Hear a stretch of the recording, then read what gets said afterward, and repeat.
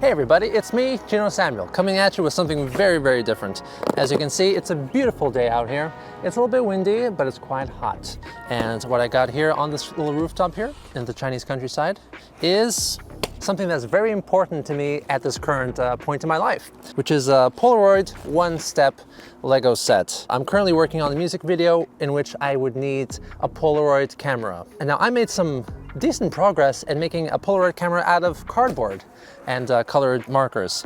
However, my wife convinced me that we should buy a model instead. And what we found was something that was very interesting for me when I was looking up pictures of the actual Polaroid camera is the Lego set for the Polaroid one-step SX70 camera. Now, stateside, this costs about $80, I believe. This one I got here in China for $16. That is $16, because there is a catch. You cannot see any Lego logo on this box because it is not Lego, it is I can.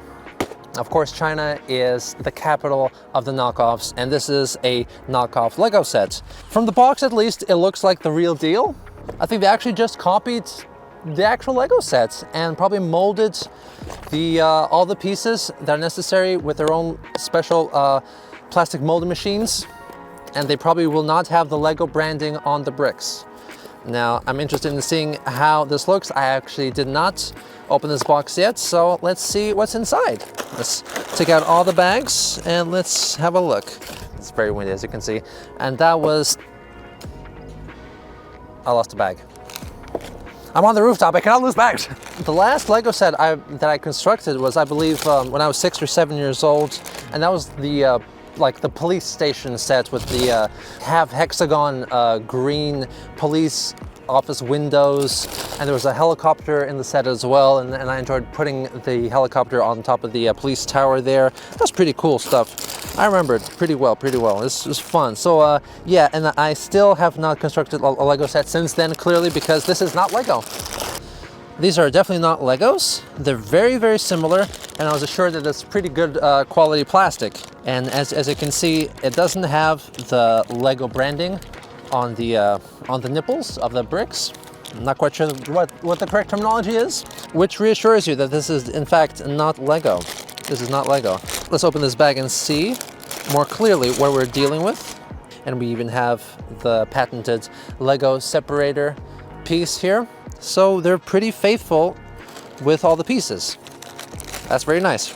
There's a lot of bags. I don't quite see any numberings on the bags. They're all kind of randomly put together, maybe. They're not even color-coded. So maybe that's not up to snuff with Lego standards. Now this is the instruction booklet. It was not in the best condition in the box, but it doesn't matter. It doesn't matter. Oh, I see. This is odd. What we have here is the actual decals. These are the decals that are going on a couple of pieces, like stickers that are for, like, you know, branding, one-step Polaroid land camera. This is going on some of the pieces here, and this was stuck on to the instruction booklet with some tape. So I managed to rip off some of the paper here. That doesn't gel with me. Whatever. It'll work, it'll stick together. First step that we're doing is we're making the actual Time Zero Supercolor SX70 land film case that comes along with the camera. This is gonna be like a little storage box where you can put in these 3 Polaroid photos here. Now, as I kind of mentioned previously, this little project here, making a fake Polaroid camera, is gonna be a very integral part of a music video that I'm working on. It's concerning a Polaroid camera. So that's why I cannot deal with something that is not a Polaroid camera. These are pretty nice, actually. These are pretty nice. Heavy set cardboard, these Polaroid photos. Now this is gonna be a bit difficult to follow for me, as I am not a Lego aficionado, even though I would want to be. This is fun stuff, especially considering that I have a 4.5-month-old baby. Making Legos together is gonna be a pretty fun thing to do, don't you think so? What is happening? Did I fuck up already? I can... Bag! There's a rubber band, which will be useful eventually. I believe there's some actual mechanical element, like you push the red button and then it will pop out a photo. One of these Polaroid photos here from the actual device, so that would be pretty cool. If I was confident enough and rich enough, I would definitely love to be a Lego channel, because like that's just so much fun, don't you think so? Yeah, fake Lego for the win, huh? Fake Lego for the win. They're all separated into different bags, and it doesn't really matter what step you're on. You're gonna have to look around a lot to find everything you need to find. And now we're gonna have to populate this empty, white, boring space with the rainbow. With a I believe six color rainbow, that's right. Whew, things are getting very colorful here, very hot and very colorful. See, in case you don't know, the Polaroid camera, especially this model, is very, very legendary, you'd say, because Polaroid, of course, was a company that's very famous for making photographic cameras that make instant photos. Basically, they have their own little photo studio encased inside their own cameras. You point, you shoot, and it spits out this, basically. And after about a minute, it kind of self-develops and it turns into a photo. And that's really, really neat. This is the special film that they used. In this case, is the SX. It's so difficult for me to say that for some reason. SX70. This is the one that this particular model, the one step, uses. There's other sizes, of course. There's probably other techniques too. This model of the camera is so iconic that I believe Instagram originally used a caricature of this particular camera as the logo of their company.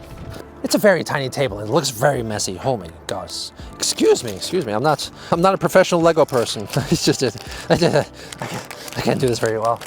My dad actually has a legitimate vintage Polaroid camera that he bought for €5 at like a pawn shop. I don't think the owners knew what they were dealing with, because a one-step camera that is still functional, I believe, is being sold for around $100 stateside, which is a pretty decent price for a piece of legendary equipment. Next page. Now we put on 2 more black plates right onto here, and this will be the logo, the Polaroid logo. I believe probably laser printed Polaroid logo right here. Just stick it on there. Perfect. It's very snug, actually. It's very snug. And then one more 2x8, probably in this bag right here. There it is. Now this thing is done. There you go. This is the bag basically for the film. So now you can put in the film like this. I believe there are 3 photos that are literally exactly the same as, probably exactly the same as the ones with the actual Lego set. And they fit in very, very snugly. There you go. Put that there. It's gonna fall down. Told you. Now, next step, we're actually moving on to the actual camera portion of this camera build. It's gonna be starting with a lot of black pieces, probably for the bottom. What else can I say about the Polaroid camera? I'm not a huge expert in what it do, but you know, it's pretty cool, you know? It's pretty cool. You know, the Polaroid camera is just so iconic that the actual types of photos that they produced, they came to be known as Polaroids. You know, I'm sure that's probably incorrect legally and technically, but that's just what they're called. You know, it's a Polaroid photo, or just a Polaroid. You took a Polaroid of something, even though that's just a brand name and not the actual name of the film that is used. It's pretty neat. I must say, the arrangements, all the bags are just so haphazardly put together. That is a bit annoying. I'm sure that the actual Lego set is not this messy. There you go, another empty bag. Another empty bag, put it in the pocket for later. So I believe that at some point, Polaroid went out of business. That was the end of the Polaroid camera until fairly recently, I believe. I'm not sure if this was a thing in the Western world, but when I was a student, an exchange student in Tokyo, bags are falling down. When I was an exchange student in Tokyo, I had a few friends who purchased this like instant photo cameras. They're not Polaroid brand, but I believe they kind of, you know, copied the same kind of technology. The next, ooh, this is the hinge mechanism. This is gonna be pretty cool. So during my time in study abroad in Tokyo, I had a couple of friends who bought and used these kind of instant photo cameras that were very bubbly and very big, actually. And that was the time back then. People just wanted to make vintage looking stuff. And people still want to make vintage looking stuff, you know? There's not an empty bag. People are nostalgic for a time that they were never alive in. You know, it's a funny phenomenon. And I guess with this upwards trend of people wanting to make Polaroid-like photos from Polaroid-like cameras, Polaroid just came back. I'm not sure if they got bought out by Fujifilm or something. Maybe they did. I feel like I heard that before, because like Polaroid did not in earnest come back as its own company. They're a subsidiary of probably Fuji or something. These days, you can actually buy new Polaroid cameras, even a copy of a Polaroid One Step. There's a couple of variants, like a One Step 2, One Step Plus, which are, of course, essentially the same thing as like from the 1970s, with some additional details. And technologically, you relax. The new Polaroid cameras are, of course, made useful for the modern day and age. They probably have like USB-C charging, or like connecting to your PC via USB cable and stuff like that. And probably you can also download the photos digitally, in addition to have them instantly printed for you. So that's pretty neat, I think. There's also Polaroid Go. They're back in earnest. It's really admirable, and I'm sure that people do enjoy Polaroid cameras still. Is this a spare decal, or do I have it somewhere else? Because this is the Polaroid land camera sticker that I put on one of the pieces later on, and it's stuck onto one of these bags for the pieces. That's, well, how about that? There's also a really neat little device called a Polaroid Lab. And this is basically an option for you to convert a digitally taken photo that was taken with your phone, convert it into a Polaroid. So basically what that is basically, it's literally a photo lab. It is, I made a mistake.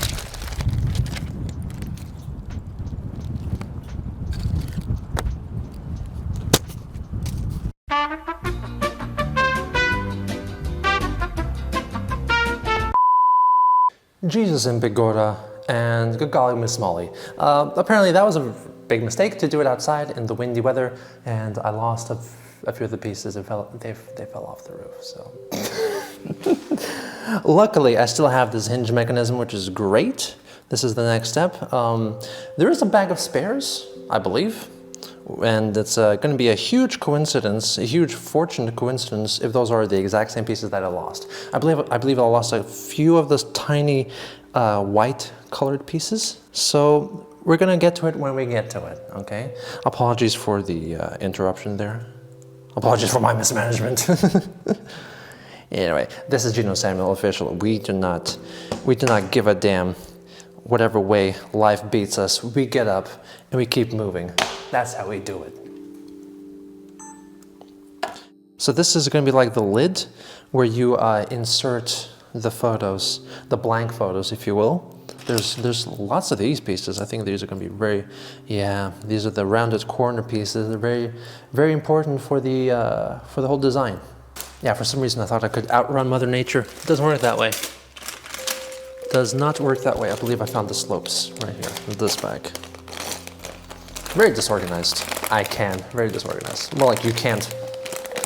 You know, one of my favorite YouTubers of all time is Part-Time Explorer, and he usually does like documentaries about shipwrecks and even sometimes exploring ghost towns, you know, because he lives in the States, and I guess he has the funds and the opportunities to actually personally visit these abandoned towns from like 100 to 200 years ago, all across the United States, like in these deserts usually. They're like former mining towns where the mine supplies depleted, they were no longer necessary, so everyone left, and then you have these empty ghost houses left over. You know, that's pretty cool stuff, and you know, I would love to do that if I had that kind of opportunity. But he had a very short stint in which he built Lego sets, and he did that as a favor for his friend. Another guy called Tom, his name is Tom too, and there was this other guy called Tom. He made these basically promotional Lego builds of like his friend's company. They basically make their own Lego sets from actual Lego pieces. They sort them out by hand. They construct the models themselves. They print out the booklets themselves, and they assemble all the necessary pieces into their own individual bags, into their own individual sets. And they basically mostly make historical ships like the Titanic, Britannic, the Queen Mary, the Edmund Fitzgerald, these famous ships. And part-time explorer Tom made them, though, as like advertising for the videos, and I was really inspired to basically make my own custom Lego company. If I ever have the chance to do that, that'd be pretty cool, I'd say. So now we get these very colorful pieces, and this usually is, even in real Lego sets, you use these really bright, colorful pieces, so then they're just more obvious for you to discern all these individual pieces as you're making them, and they will eventually be closed up inside the actual structure of whatever Lego set that you're making. So it doesn't matter if the bright colors don't match the aesthetic of the actual model that you're making, because they will be covered up inside. This is just for extra rigidity, basically, and easier comprehension of the instructions. Basically, in this case, if all the pieces were black, it'd be very difficult to see what the hell's happening. So this is why you have to separate them with these brighter colors. And now the issue is that I am not quite sure what pieces I lost in the wind. So now I'm going to be looking for pieces for 20 minutes until I realize that, oh, this is actually one of those pieces that I don't have anymore. It's going pretty well. So far, I have not encountered a moment where I have a missing piece from that moment where some stuff fell off the roof. However, I cannot find one little piece around here somewhere. I'm sure I'll find it eventually, because it's very difficult to find all these pieces when you have to have pretty much all bags open. Is it? No. Is it? No. Wait, is it? No. No. No. No. All right, now things are looking really fancy. I feel like a lot of this construction so far is them trying to emulate the mechanics of inside the Polaroid camera. So I got like this little window thing, and this is going to be a part of the functionality, I believe, where you can slot in and then pop out some of the photos, the Polaroid photos, just like this. Cool. And now these hooks, these very suspicious looking hooks, are finally coming into play here, as we're gonna make the slope. It's kind of like a trapezium shape, this camera. So we're gonna kind of pop them in right here. I so do solemnly believe. There you go. And now we're popped in, and now this is gonna be the shape of the camera like this. This is a really, really clever way of designing the camera right here. It's really nice. Get another one of these. Another flat 1x1 with a nipple. Can I find one? That's the trick. Now this construction is quite special. See, it's got like rubber bands and everything in there. This is really tricky mechanism. This is really advanced Lego stuff, not the stuff that was available, 20, 30 years ago. Just like that. There you go. Ah, the glass piece is coming into play here. Things are coming into focus. First off, you got this, and then you got this. And here we have a decal, or sticker, basically. And we can put this on this way, along the side. Man, we're just flying through it now. Hopefully I have all the pieces. Hopefully it doesn't look too weird.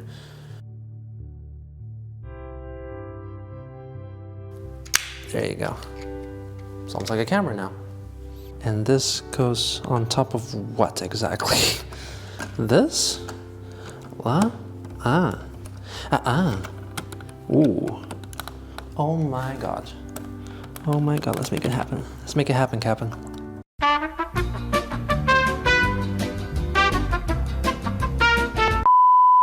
I just realized that the first sticker that I had, that I remember I mentioned that it was stuck on one of the bags, here, it actually happened to be from this actual sticker set, and it looks like it peeled off and stuck itself onto one of the bags.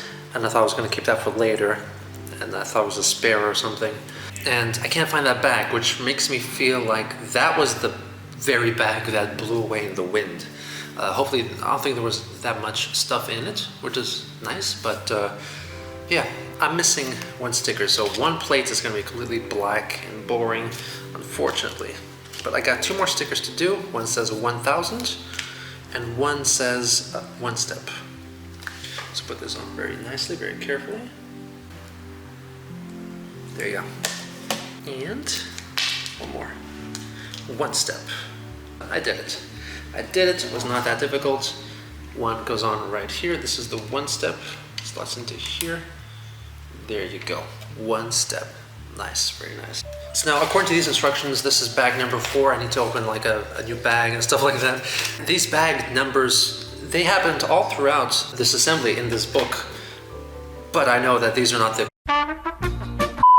Well, wouldn't you know it, somewhere along the way, my camera or my phone ran out of power. So we're gonna handle that when we get to it. So I found a way that I can actually get those pieces that I need for this camera, is take them out of here. There's one here, perfectly exactly what I need. So at any one time, one of these will have to be incomplete. And I think it makes more sense for this to be incomplete because this is less important, I'd say, than the actual camera. So I successfully disassembled it for now, put it back together later. And now, very interesting, they slot together like this, apparently. Wow, very clever construction. Almost dropped it down the stairs, holy shit. All right, and this is where we put it into these little hooks here. Nice, very clever, very clever. And that's essentially it. Polaroid camera. How about that? And the viewfinder actually works because it just, you know, it's a hole and there's a little window at the side. I can see through it. Let's check out this thing that we can do here is we can slot this in like this. And then this door closes like so. It should hook into place. And that panel fell off. I put it together and it just falls apart. Really, really strange. And theoretically, if I press the shutter button,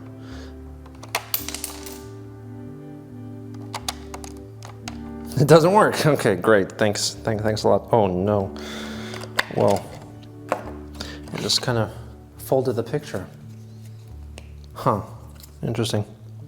Well, this will do as a prop, I guess.